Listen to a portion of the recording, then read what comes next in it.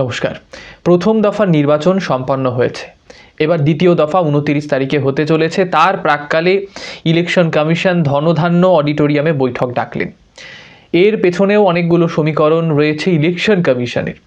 তার পাশাপাশি আপনারা জানেন যে বুথের ভেতরে সিসিটিভি লাগানো থাকতো, এবার তারা ভাবছেন বুথের বাইরে পর্যন্ত সিসিটিভি থাকবে। বাইরে মানে সেই বুথের বাইরে যেখানে আপনি লাইন দিয়েছেন সেখানে নয়, আপনার রাস্তার ওইখানেও কিন্তু সিসিটিভি ক্যামেরা লাগানোর প্রবণতা দেখা যাবে। আরও কিছু খবর উঠে আসছে যে ভোট কর্মী যারা থাকবেন তাদেরকে কিন্তু উত্তরবঙ্গ থেকে নিয়ে যাওয়া হতে পারে। সব মিলিয়ে একটা জল্পনা কল্পনা তৈরি হয়েছে যে ইলেকশন কমিশন এবার আর দুষ্কৃতিকারীদের কোনো রকমের সুযোগ দেবেন না। যতটুকুও বা ওই বিজেপি নেতাদেরকে ধাওয়া টাওয়া দেওয়া হয়েছিল, সেই আপনারা জানেন শুভেন্দু সরকারকে রীতিমতো ধাওয়া করে তারা করা হয়েছে এবং অনেকগুলো কিল ঘুষিও মারা হয়েছে। এই যে প্রবণতা একজন ক্যান্ডিডেটকে কার্যত এইভাবে মারা, সেটা যাতে না হয় সে কারণে একটা সমন্বয় বৈঠক হচ্ছে।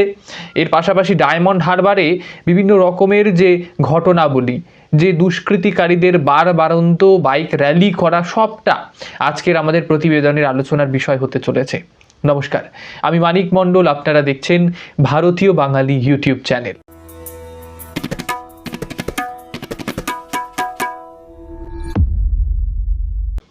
শুরুতেই আপনাদের বলি, দ্বিতীয় দফার ভোটে প্রায় 16,000 কেন্দ্রীয় সরকারি কর্মচারী যারা রয়েছেন তাদেরকে কিন্তু ভোটকর্মী হিসেবে নিয়োগ করা হবে। আপনি প্রিসাইডিং অফিসারের কথা বলুন বা পোলিং 1-2 যারা থাকবেন তাদেরকে কিন্তু রীতিমতো উত্তরবঙ্গ থেকে নিয়ে যাওয়া হবে। শুধুমাত্র উত্তরবঙ্গ বলাটা ভুল, যে সমস্ত জেলাগুলোতে নির্বাচন হয়ে গিয়েছে সেখান থেকে যারা সরকারি কর্মী রয়েছেন, বিশেষত যারা কেন্দ্রীয় সরকারি কর্মচারী। এখন আপনারা ভাবছেন হয়তো রাজ্য সরকারের কর্মচারীদের মধ্যে কি সেই পোটেনশিয়ালিটি নেই, তারা কি করতে পারবে না নির্বাচন সঠিকভাবে, নাকি তাদের দক্ষতা নিয়ে প্রশ্ন রয়েছে? এই যে আপনাদের মনে যে প্রশ্নগুলো ঘোরাফেরা করছে তার উত্তর কিন্তু একটাই, আমাদের পশ্চিমবঙ্গের রাজ্য সরকারি কর্মচারীদের কিন্তু 4-5টে মাথা নয়। তারা রাজ্যের সরকারকে কার্যত ভয়ের চোখে দেখেন। অদূর ভবিষ্যতে মমতা বন্দ্যোপাধ্যায় সরকার যদি আসে, তবে রাজ্য সরকারি কর্মচারীদেরকে আবারও চোখ রাঙানো হতে পারে, তাদের চাকরিটাও কেড়ে নেওয়া হতে পারে, এই একটা আশঙ্কা থেকে যায়। বা স্থানীয় তৃণমূল নেতা বাড়িতে এসে বোমাবাজি করতে পারে, কালীপটকা ফাটাতে পারে। এই আশঙ্কা যারা রাজ্য সরকারি কর্মচারী রয়েছেন তারা কিন্তু কঠোর পদক্ষেপ নিতে পারেন না। কেন্দ্রীয় সরকারি কর্মচারীদের মধ্যে সেই ভয়টা কাজ করবে না যে তাদের চাকরি চলে যেতে পারে বা তাদের বাড়িতে এসে তৃণমূল নেতা হুমকি দেবেন, ভাঙচুর করবেন, সেটা হবে না। তৃণমূল নেতারও অনেকগুলো মাথা নেই, কার্যত অন্য জেলায় গিয়ে চোখ রাঙানো সেটাও কিন্তু সম্ভব নয়। তাই ইলেকশন কমিশন এই পদক্ষেপটা নিয়েছে। এই যে ডায়মন্ড হারবার বলে একটা জায়গা রয়েছে, যে জায়গাকে সবসময় বলা হয়ে থাকে যে অভিষেক বন্দ্যোপাধ্যায়ের ঘাঁটি, প্রায় 8 লক্ষ ভোটে নাকি এই মহাশয় সেখান থেকে জিতে বেরিয়েছেন, কত প্রাউডলি তিনি বলেন।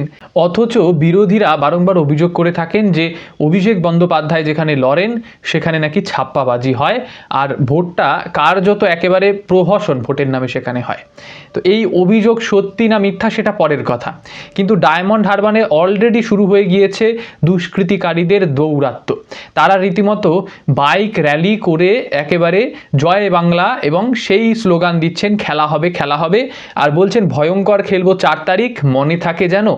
এটা কিন্তু চলমান হুমকি, মানে ওনারা কিন্তু নেমে হুমকিটা দিলেন না, রীতিমতো বাইক চলছে চলন্ত অবস্থায় তারা হুমকি দিয়ে দিয়ে মানুষদেরকে ভয় দেখিয়ে ভোট লুট করার একটা যে চাল তারা কিন্তু চালতে চাইছেন। যদিও সাধারণ মানুষ যদি একবার ঠিক করে ফেলেন যে এই সরকারকে আর আমাদের পছন্দ হচ্ছে না, এর দুর্নীতির ঘোড়া পূর্ণ হয়ে গিয়েছে, একে এবার বিসর্জন দিতে হবে, একটা পরিবর্তন করতে হবে, তবে এই যে খেলা, ভয়ঙ্কর খেলা, এসব কিন্তু পকেটে গুজে রাখতে হবে আপনাদেরকে। কারণ আজকের দিনে দাঁড়িয়ে আপনি নেতা, আপনাকে নেতা বানিয়েছেন সাধারণ মানুষ। আপনাদের কিছুক্ষণ আগে বলছিলাম ধনধান্য অডিটোরিয়ামে একটা বৈঠক হয়েছে, সেটা নাকি সমন্বয় বৈঠক, অর্থাৎ সমস্ত বাহিনীগুলো একত্রে সেখানে বসেছেন এবং তাদের মধ্যে যে কোঅর্ডিনেশনের মধ্যে দিয়ে কাজ করা সেটা যাতে হয় সে কারণেই এই বৈঠক করা। সিআরপিএফও কিন্তু থেমে নেই, কার্যত তাদের ডিজি একটা ভিডিও পোস্ট করেছেন যেখানে সাজোয়া গাড়ি দেখা যাচ্ছে, কার্যত যে যুদ্ধে ব্যবহৃত গাড়ি অনেকে বলে থাকছেন সেই ধরনের গাড়িগুলোকে পশ্চিমবঙ্গের ভোট যুদ্ধে এবার ব্যবহার করা হতে পারে। কিন্তু এই তৃণমূল কংগ্রেস তো শুধরানোর নয়, কার্যত ভাঙড় থেকে বোমা উদ্ধার হয়েছে, তৃণমূল কর্মীর বাড়ির পেছন থেকে অনেকগুলো বোমা উদ্ধার হলো। আপনারা জানলে অবাক হবেন, বাড়ির পেছন থেকে আজ উদ্ধার হলো বোমা, কিন্তু গতকালেরই একটা ঘটনা দেখা যাচ্ছে সেই তৃণমূল নেতার বাড়ির থেকে উদ্ধার হয়েছিল বোমা, শতাধিক বোমা অনেকে বলছেন। এবার এই যে বোমাগুলো, এইগুলো তো আর কালী পুজোর জন্য স্টক করে রাখা নেই, রীতিমতো ভোটের কাজে এগুলো হয়তো ব্যবহার করা হবে, বা অন্যত্র নিয়ে গিয়ে, অন্য জেলায় নিয়ে গিয়ে সেগুলোকে ব্যবহার করা হবে। এই যদি হয়ে থাকে তবে ইলেকশন কমিশন তড়িঘড়ি এইগুলোর বিরুদ্ধে যাতে অ্যাকশন নেয়, নইলে পশ্চিমবঙ্গে দাঁড়িয়ে একটা অরাজকতা তৈরি হতে পারে। আর এতে করে যদি তৃণমূল কংগ্রেসের নাম উঠে আসে, সবথেকে বেশি লাভবান যারা হবেন তারা হলেন বিজেপি। কার্যত বিজেপির সেই তত্ত্ব কিন্তু এস্টাবলিশ হবে যে পশ্চিমবঙ্গে আইনের শাসন আগেও ছিল না, আর বর্তমানে ইলেকশন কমিশন যখন সেটা করার চেষ্টা করছেন তখন দাঁড়িয়েও সেই আইনের শাসন আনতে দেওয়া হচ্ছে না। এখানে মমতার শাসন চলে, মানে শাসকের আইন চলে। আপনারা জানেন উত্তরবঙ্গ সহ অনেকগুলো জেলাতে যে ভোটটা হলো প্রথম দফার, সেখানে যারা ভোট দিয়েছেন তারা হয়তো দেখেছেন ভোট দিতে যখন আপনি লাইনে দাঁড়াচ্ছেন তখন সেখানে একটা ক্যামেরা থাকছে। অন্তত বুথের যে ভিতর, সেই বুথের ভেতরেও অনেকে ক্যামেরা কিন্তু লক্ষ্য করেনি।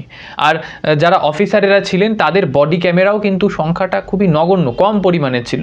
এই যে ক্যামেরার শর্টেজ, এর কারণে কি ইলেকশন কমিশনকেই পরবর্তীতে প্রশ্ন করা হবে যে ভোট লুট হয়েছে, আপনারা ক্যামেরার ফুটেজ দেখান? এবার ইলেকশন কমিশনের কাছে যদি ক্যামেরা না লাগানো থাকে তবে তারা সেই স্টোরড হওয়া ফুটেজ কোত্থেকে দেখাবেন? এবার সে কারণে কার্যত ঘিঞ্জি এলাকায় যে বুথমুখী রাস্তা, সেই রাস্তাতে রীতিমতো ক্যামেরা লাগানো হচ্ছে। এই হাওড়া সংলগ্ন এলাকাগুলো যেগুলো রয়েছে এবং কলকাতা, এখানে বডি ক্যামেরার সংখ্যাগুলো বৃদ্ধি করা হবে। আর যদি এমন হয় পরিস্থিতি যে ভোটারদেরকে আপনি হুমকি দিয়ে বাড়িতে বসিয়ে রাখছেন এবং নিজে ছাপ্পা দেওয়ার প্ল্যানিংয়ে রয়েছেন, তখন যদি আপনি টোল ফ্রি নাম্বারে, ইলেকশন কমিশনের টোল ফ্রি নাম্বারে ফোনটা করেন, তবে তারা তড়িঘড়ি আপনার বাড়িতে ফোর্স পাঠাবে এবং সেই কেন্দ্রীয় বাহিনীর টিম আপনাকে যত্ন সহকারে নিয়ে এসে ভোটটা দেওয়াবেন এবং আপনাকে যেখান থেকে আপনি এসেছেন সেখানে ছেড়ে আসবেন। সুতরাং এবার যে ইলেকশন হতে চলেছে দ্বিতীয় দফা, সেটা কিন্তু আরও কড়াকড়ি ইলেকশন কমিশন করছেন। একটা খবর উঠে আসছে, মাননীয়া কার্যত সভা না করে, মানে সভায় উঠে সেখানে ফিজিক্যালি উপস্থিত হয়ে মাইকটা হাতে নিয়ে তার বক্তব্য তিনি রাখলেন না, কার্যত কিছু এক্সকিউজ দিলেন। এই দেখুন, সামনে চিৎকার করছি যাতে মিটিংটা করতে না পারি। মা ভাই বোনেরা আমায় ক্ষমা করবেন, আমি আপনাদের সবার কাছে ক্ষমা চেয়ে নিচ্ছি। আমি কালকে এখানে র্যালি করে দেবো। আমি এই অসভ্যতামিটা করতে পারবো না, এটা খুব ইনসাল্টিং, এটা খুব হিউমিলিয়েশন। আমি আপনাদের নমস্কার জানিয়ে আমি বিদায় নিচ্ছি। আমায় ক্ষমা করবেন, যদি পারেন ভোটটা আমায় দেবেন, আমার সিম্বল নাম্বার 2। বাট এর প্রতিবাদে আপনাদের কিন্তু ভোটটা দিতে হবে। আমাকে মিটিং করতে পর্যন্ত দিচ্ছে না। আমাকে মিটিং করতে আমি পারমিশন নিয়েছি অফিসিয়ালি, তাও।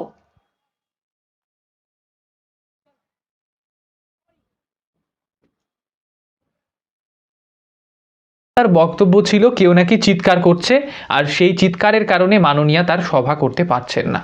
অথচ যারা ভিডিওটি দেখলেন তারা কি কোথাও কোনো চিৎকারের কোনো রকমের কিছু কথা শুনতে পেলেন? পেছন থেকে যারা রয়েছেন ব্যক্তিগুলো, সেই ব্যক্তিরা হাসছেন। এই যে হাসাহাসি, সিরিয়াস বিষয়ে কখনো হাসাহাসি হয়? হয়তো অন্য রকমের কোনো কারণ থাকতে পারে।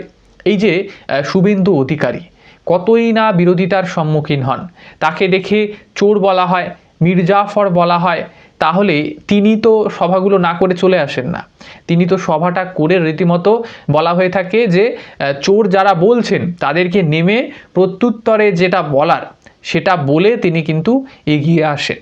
সুতরাং মাননীয়া যখন বলছেন যে চিৎকারে তিনি দমে গেলেন, কেউ চিৎকার করছে তাই তিনি সভা না করে চলে গেলেন, যদি সত্যি হয়ে থাকে তবে মাননীয়ার যে বয়স হচ্ছে এবং তার যে রাগ সেটা আরও বৃদ্ধি পাচ্ছে, এই একটা তত্ত্ব খাটবে। আর আরেকটা কারণ থাকতে পারে যে মাননীয়া নতুন ট্যাকটিক্স খাটাচ্ছে।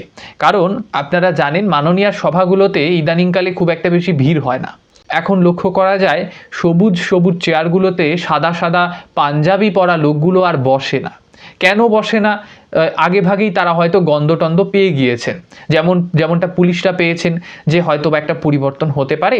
তাই আমরা আর পুরনো কারোর ওই চেলা চামুন্ডা হয়ে থাকবো না। আমরা এখন স্বাধীনভাবে কাজ করব, যেখানে কোনো রকমের বাধা যদি আসে তবে আমরা কিন্তু পকেট থেকে পিস্টল বের করব। এই একটা পরিস্থিতি তৈরি হয়েছে। এবার মাননীয়া আরও বলছেন সেই সভা থেকে যে পারমিশন নিয়েছি তবুও আমাকে সভাটা করতে দিচ্ছে না। এই যে একটা বাচ্চাদের মতো কিছু অ্যালিগেশন দেওয়া, এই মাননীয়া কি শুধু অ্যালিগেশন দিয়ে ক্ষান্ত হন, রীতিমতো ক্যামেরায় তাদেরকে তিনি দেখাতেন হয়তো যদি প্রকৃত অর্থে কোনো চিৎকার থাকতো। আসল কারণটা কি বলুন তো, যে সভায় কোনো লোক হয়নি, এমনও তো একটা ছবি ভাইরাল হয়েছে যেখানে দেখা যাচ্ছে যে কোনো রকমের লোকটোক নেই। অ্যাক্টর অ্যাক্ট্রেসদের ছাড়া তো আর তৃণমূল কংগ্রেস পার্টি চলে না, তাদেরকে দেখিয়েই কোথাও না কোথাও লোকজন জড়ো করতে হয়। মাননীয়াকে দেখতে দেখতে আর ওই লোকজনের ভিড় কিন্তু এখন আর অতটা নেই।